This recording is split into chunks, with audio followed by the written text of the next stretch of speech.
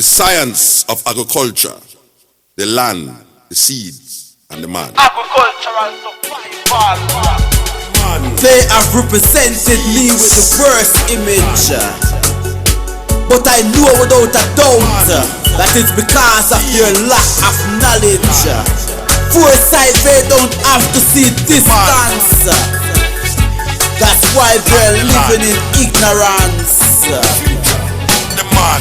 I Selassie, I say, any country that use. Hi, I'm your host tonight on What Matters at the Roundtable. Stanley, West McPherson, September the 4th, 2018, and it's still hot. Okay, so still like summer, but we are on Pegasus, channel 13, live in the studio, Spectrum TV cable network. Our area code is 607-272-0319. But if you missed tonight, you can pick us up on Wednesday night. Guess what? At 1 p.m. Or Thursday, 7:30 a.m. Or Saturday at 1:30 p.m. Or Sunday morning at 7:30 a.m.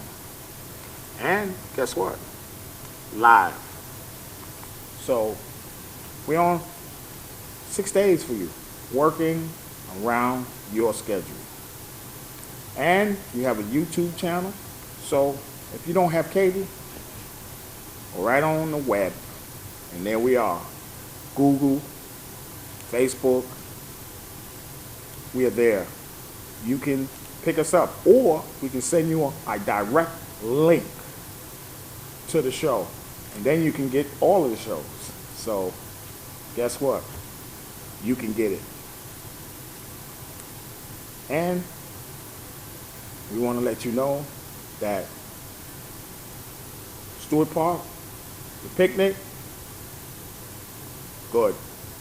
Labor Day, okay? That's what we're doing. Fighting for workers. That's what we do. So we was enjoying ourselves, okay? And we took time out to, guess what? To put things together, okay, for you. Now I want to give shout outs, okay? And the shout outs go to those that's taking care of their children, okay, taking care of their loved one. Guess what?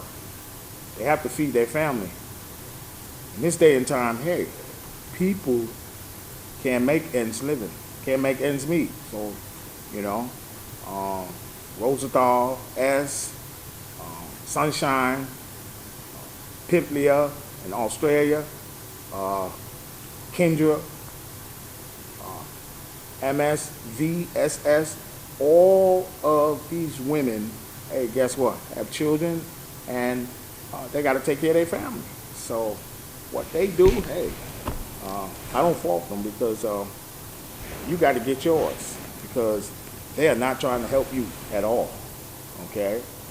And I want to let the people know that it's in that tragic fire, those that's loved ones that passed, and, you know, the funeral arrangements and all that, you know, we send our regards, and our, you know, we're trying to help people. So this is why we're doing this, so we can help people when things like that happen. See, so that's why we're doing what we are doing, okay? And don't forget, we're going to be on the scene to help people. So we send our condolences to that tragic event. Also here with me live in the studio, co-host Milton, Webb. What's up, Stan? Milton, how you doing? I'm doing, man. Good. You know, trying to beat the heat and ain't nothing happening, you know. You already know. Trying to stay under that air conditioner, that's what's happening. Yeah. You know, but you got to go outside for something. So, you know, hey, outside is outside, but it's hot out there. You know, something I heard on the radio before I get into our project. Something I heard on the radio, and it was that after Labor Day, only the rich wears white. And this is something they put out. They put that out. They put that out because that's a special class, and they want to be in that class by themselves. And it's not even a rule, because the guy on the radio, Gino, said, hey, he says, I'm wearing white all day today. And he says, everything I got on is white. I got a white T-shirt on, I got a white this on, white that on, white handkerchief, you know. And so when he said that, he said, who's them to make rules? Right. To say who can wear what? You know what, Stanley? I'm going to tell you something. On what day? Let me tell you something. You got people out here thinking that they can tell you what to do. And you're supposed to listen to them and do that. Okay? Well, to tell you the truth, I don't care what they say. Thank you. All right? Because I'm going to wear what I want to wear, when I want to wear it, how I want to wear it. If they don't like it, that's their problem, not mine. Thank you. I don't care about what they think or who can wear what. The rich can do this or the rich can do that. I'm rich. I'm rich in the Lord. I'm rich. I ain't as rich as them with money, but I'm rich in other things. And you know what? For them to tell me what I can't wear, you know where I tell them where to go? But we on TV. Okay? So I'm going to tell you what. Anytime somebody walk up to you and tell you what you can't wear, you tell them to jump in the lake and breathe deep. That's what you tell them.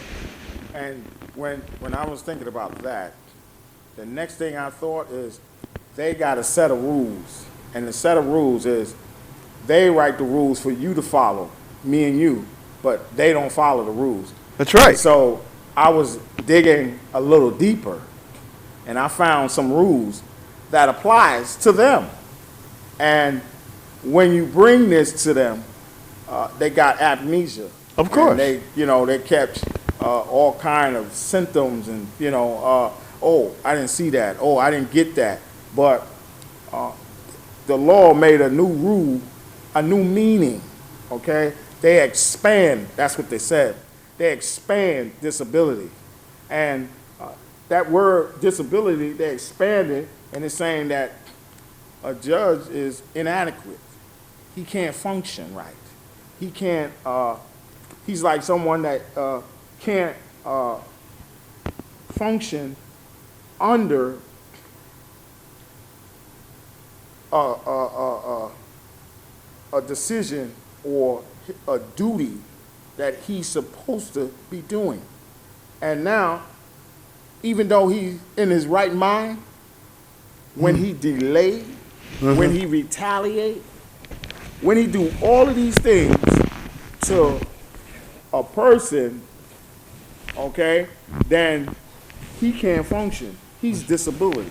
That's right. Okay? And he's unable to rule and make a good decision after all the evidence and everything is there before him. Right. You see what I'm saying? And so that rule here is rule 3, H. And when I seen that rule, I said, oh, and this just came out last year, a cognizable misconduct. I said, oh, okay. So they said they can't retaliate. They said they can't do anything to show that they're prejudiced, okay? Refusing to do what they're supposed to do under the procedure, okay? And this is procedure that they must follow. It was written by Congress, the House of Judicial Conduct, and approved by the United States Supreme Court. So this is a set of laws that is on the books, but they do not want to follow it because some of them don't even have it in their manual. Some of them don't even have it, and they got a database, the whole judicial database. They got a system that this is in the base, in the database. Well, Stanley, when you sit there and you talk about, banks and judges, they think that, they're above everybody else. Exactly. All right? We're beneath them. Well, I got news for you. I'll stand right next to you. That's it. You're not beneath me. I'm not beneath you. You're not above me. I'm not above you. But when it comes right down to it, because you think you got money, you think you can say anything you want to me, I wouldn't try that. Exactly. That's right. And that's why I said, you know, they can't give me no excuse.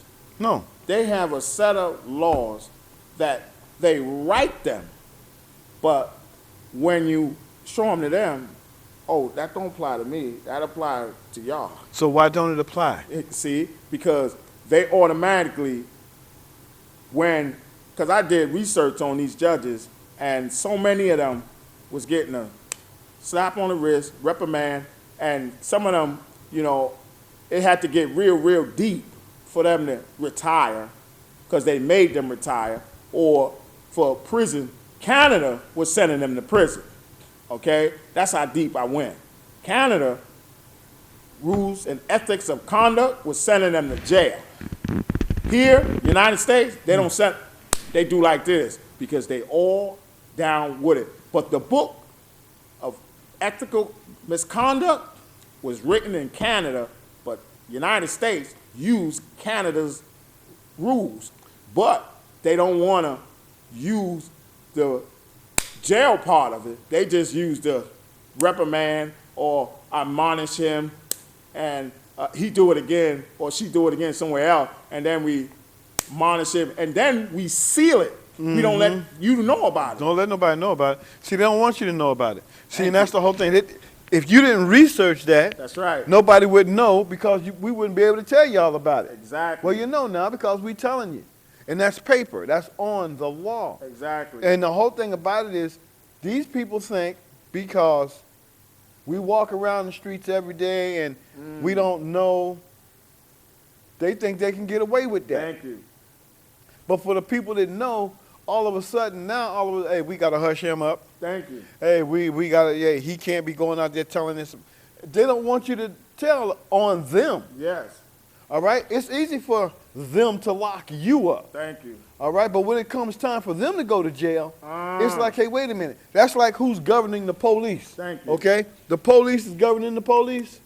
All right? So now you got your buddy in the police. He done something wrong.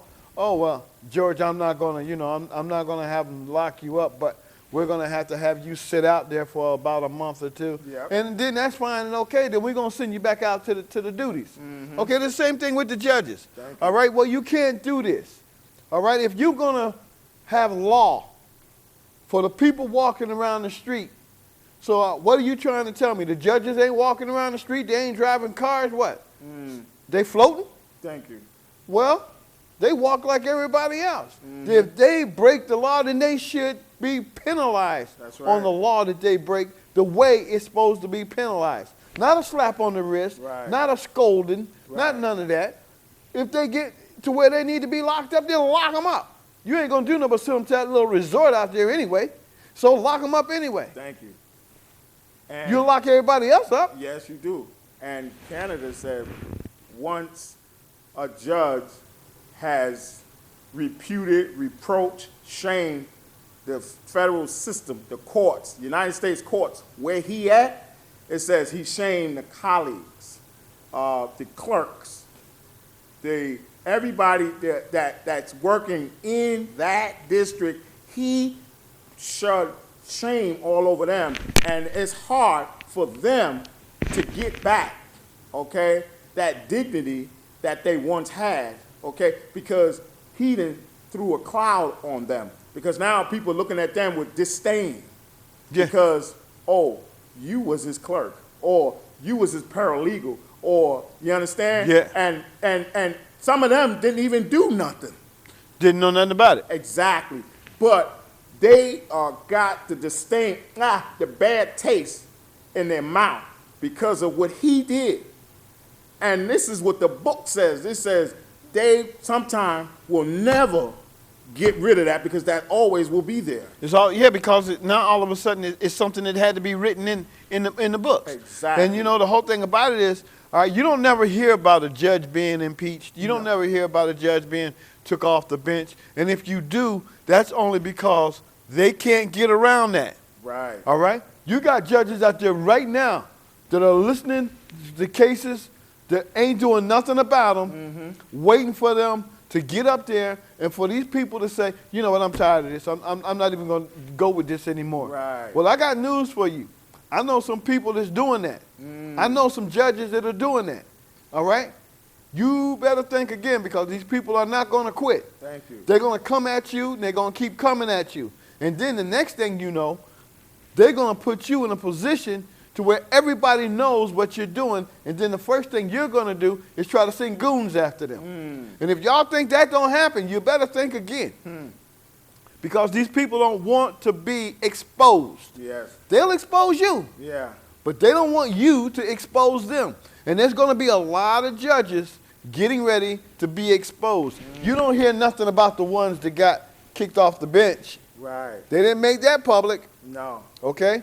You had to read something. You had to dig to get that, okay? There's a couple more that's getting ready to come up in there. You don't read nothing about these guys that are sitting up here talking about, well, you know, I don't have to worry about that. But you do have to worry about it. Yeah. Because you got people researching and people looking into this. And when they bring it to the light, the first thing your partners are going to say, hey, man, I don't want nothing to do with that. You know, you did that on your own. I can't associate with you on that one. Right. You know what I mean? Now all of a sudden, hey, he did that by himself. No. He talked that over with you.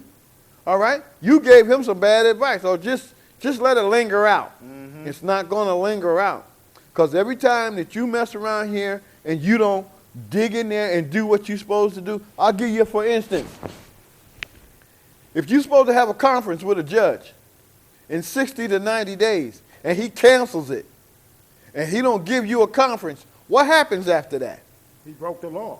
Yeah, but then again, he's not getting a hold of you to say anything. He just let that stuff linger and linger. He broke every procedure. See, he broke the statute, okay, that governs all of that, that was written in by the House, the Judicial House Committee, and approved by the United States Supreme Court, because they get the last say-so in approving the federal rules of civil procedure that goes in the books that all federal judges in the United States, okay, must follow, all right?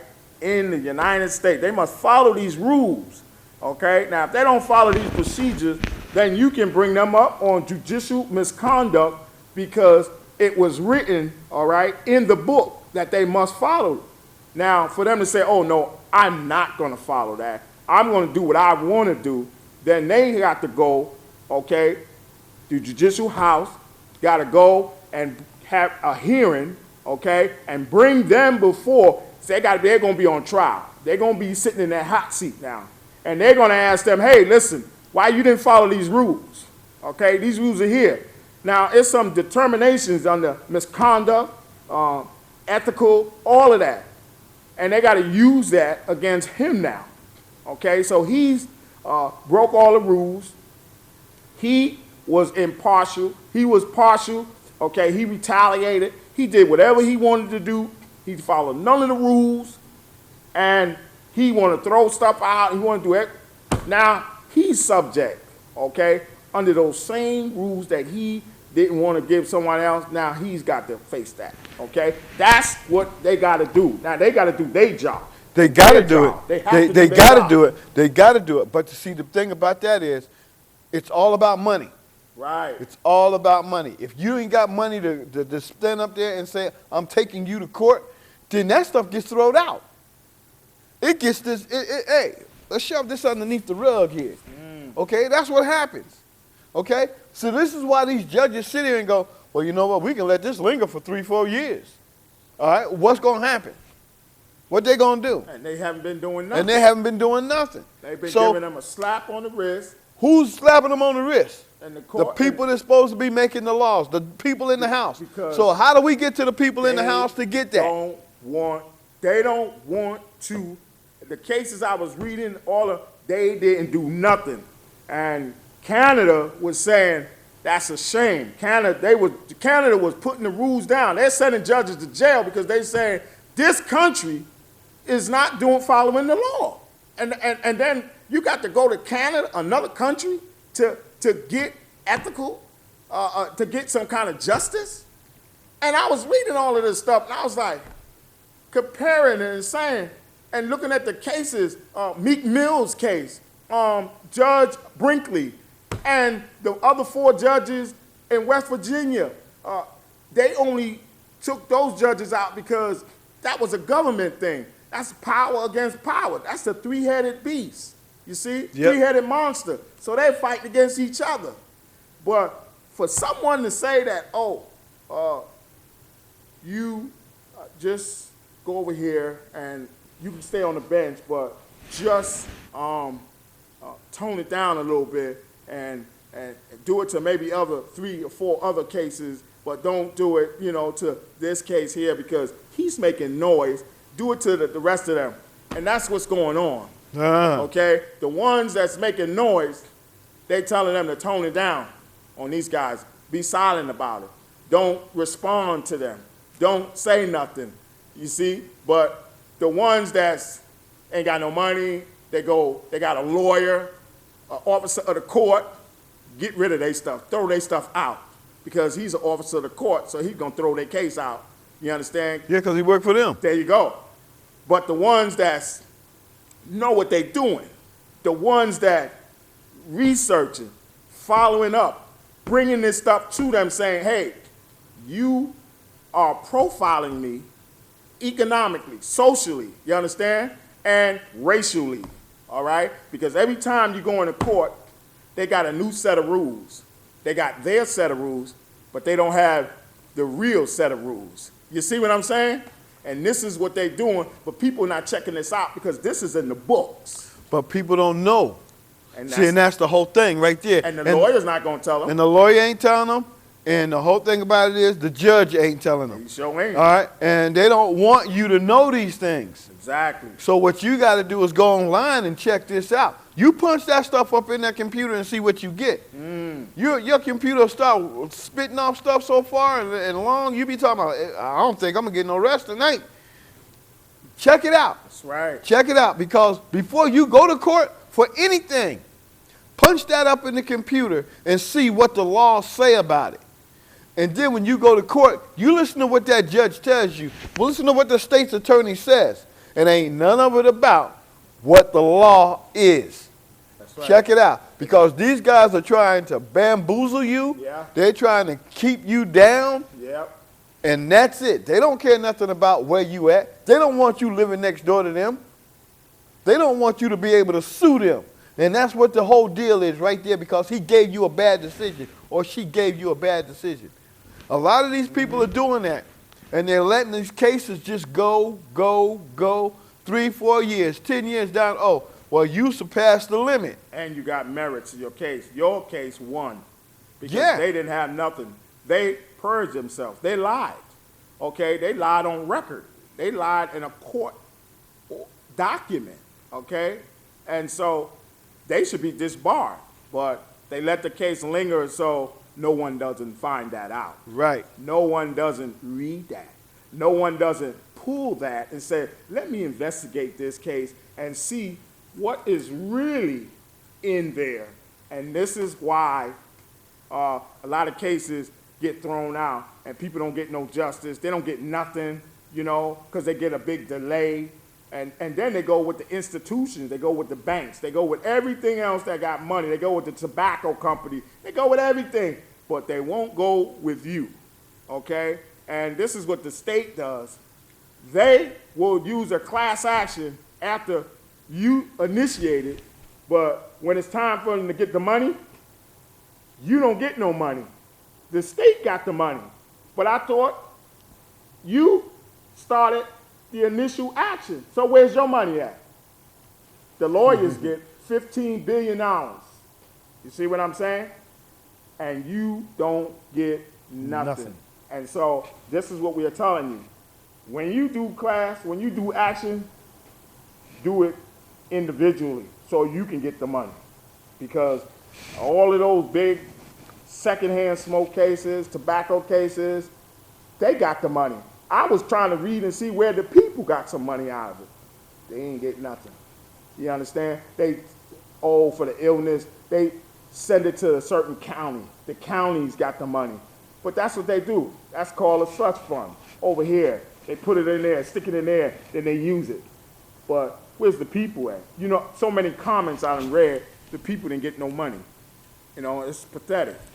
So this is why we're telling you, this is a no-no, and we're not taking this. You see, so we're on these guys. We're on them, and we're on them with the law. So With their law. with their law. And don't forget, they got 2 sets of law. They write it for you, but they don't want to apply it, the same them. law, for themselves. See? So we're going to, you know, let you know more what happened, okay? That's what we want to let you know. And we are on this, Oh, yes, we are. okay? This is on this, and we're going to expose these judges, you know, because we're not playing with them. And they know we know. And They this, might be watching the show. and this ain't. And, You see? Yeah, and this ain't every Somebody judge. told them, That's right. okay, that their names are out. Because the book says that you can put the judges' names out. You can call their names out. Oh, yeah. Because they in violation. Oh, See? yeah. So now they can be exposed. Okay? So be in continue, because we are going to follow this up. And we know other people is going through this. So you don't even have to tell us. We already know that you're going through this. Oh, yes. We know that because we are going through it. And don't forget, it stops here. Okay? It's going to stop right here. And then we're going to make sure that it doesn't happen to no one else. Oh, Because yeah. they've been doing it for centuries. They've been doing it for years. Because in the book, there's nothing that says about the new rules. And that book is 3 years. Is every year up until 2018, ain't nothing in the book. But the law came out from 2015 to 2017, and it still ain't in the books. So why? Because they don't want to put it in the book, because if you know it, then you can use it. And they don't want you to use it. Sure don't. Okay? So you stay tuned, and we're going to help you get out of poverty, okay? Because everybody needs a living wage. So guess what? We're going to help you, okay? And this is our job. And we go to the Creator, the Father, okay, and the God of Abraham, Isaac, and Israel. That's who sent us, and that's whose operation this is. So that's what we're going to do. Good night, and we'll see you next week. Put up the gun and make we farm up the ground. You know see from what year, too much blood a run. Put down the gun and make we farm up the ground. Them say global recession so food Africa in a ground. Put down the gun and make we farm up the ground. Me have to return to St. Anne's and left Kingston. When you plant a new crop, the world start clap. All human beings start embrace that.